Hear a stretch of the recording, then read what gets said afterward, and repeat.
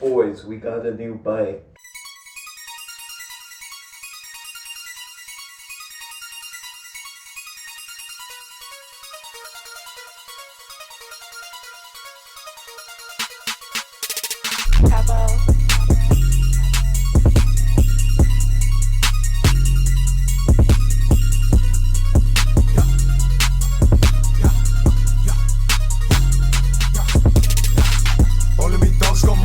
I know kids who graft for study law. Got dirty cash cause money talks. I left that kid with a funny walk. Riding out in that YSL. Got girls saying that I'm fly as hell. Got blood on my body, entire shelf. Chrome hearts on the side, just iron shell. Doing burnout to my Mitsubishi. Mix number 9 with that Riganissi. And 25, I'm a hit and milli. All my brothers keep getting gritty.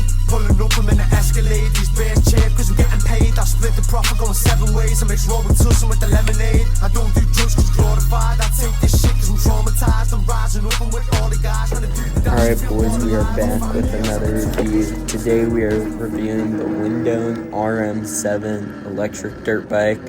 That is a 2,200 watt, 48 volt electric dirt bike.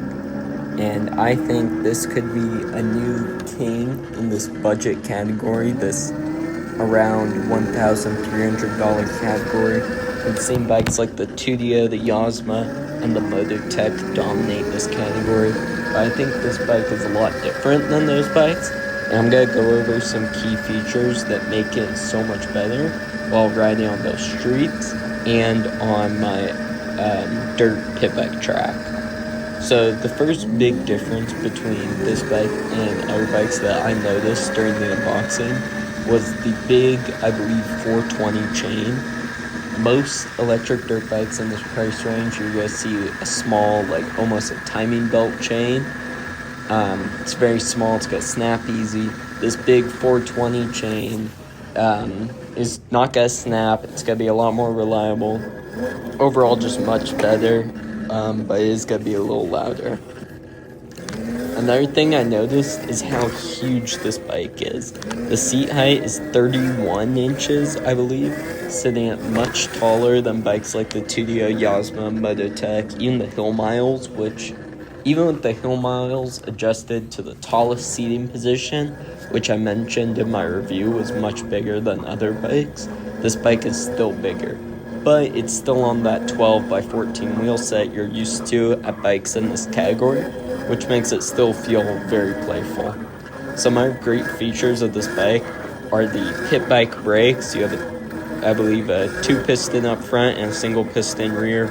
These are beefy DOT 3 or 4 fluid brakes that are not going to have any issues bringing this bike to a stop. It also has really solid suspension. I believe it's the same front suspension as the Tudio or the Voltron Watts forks that I'm used to. They feel awesome, as always. And the rear shock appears to be an adjustable air shock that's different than other ones I've seen, but still appears to work really well.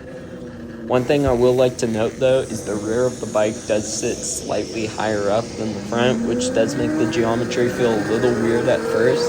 But once you're used to it, I was very comfortable on this bike, and so is my dad. I'm about 5'8", my dad's about 5'10", we both fit on this bike fine.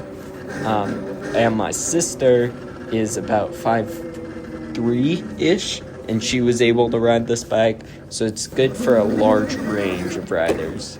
And now you can see we're taking it off-road on the dirt, where I would like to talk about its off-road handling. It definitely was a different experience than what I was used to. This bike has a weird torque curve. It's very smooth, which makes it so you're not really spinning the tire much. It wasn't really what I was used to, but it was definitely quick and easy to get used to, and it felt really good. The bike felt great off the jumps, definitely a little heavier than what I was used to. But the suspension soaked up most of the landing. The big tall pit bike bars made it easy to move around, and I really think this bike just handles street riding and dirt riding really good. So let's go over some really quick pros and cons of this bike. Some pros right off the bat: the lights. Here you have a headlight, a brake light, and hazard/turn signals, all super useful. Another pro is the suspension. It's pretty good for this price range. Another great pro is the size. It's a lot bigger than other bikes in this cheaper price range. Usually a cheaper bike's gonna be much smaller, so it's nice to see. Another pro is the bigger chain. This is just a nice thing to have, gotta make your bike more reliable.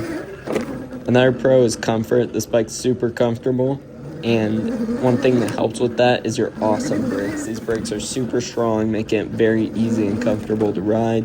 You never have to worry about brake fade.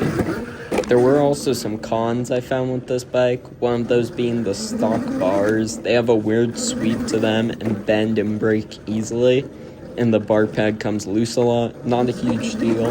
If you get a bike like this and want to upgrade your bars, a great place to look is Electro & Co.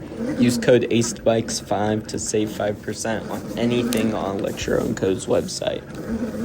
Another thing that I wasn't a huge fan of is the stock grips. These grips are super slippery, they felt terrible, and just overall cheap quality. But it makes sense, they have to cheap out somewhere, and this was a good place to do it. Some things that I noticed that I haven't brought up yet are the jumping abilities on this bike. It feels smooth going through the air, but it is very heavy, so it kind of just pulls to the ground quickly. Not really what I'm used to with lighter bikes. It's really just something you have to get used to. Another thing I noticed is how great this bike wheelies. It was very easy to get the front wheel up at low speeds, and definitely a good first bike if you're learning how to wheelie. That being said, thank you guys so much for watching this review. If you're interested in this bike, I will have a link and potentially a discount down below. Thank you so much to Windone for sending this bike out to review, but I would like to remind you guys that all my reviews are my honest opinions. Companies send me stuff, but I'm not paid to say anything. These are all my honest opinions on these bikes. So yeah, thank you guys so much for watching. Make sure to like, subscribe, and comment, because I will be responding to every comment on this video. So if you have any questions on the bike, that's a great place to look.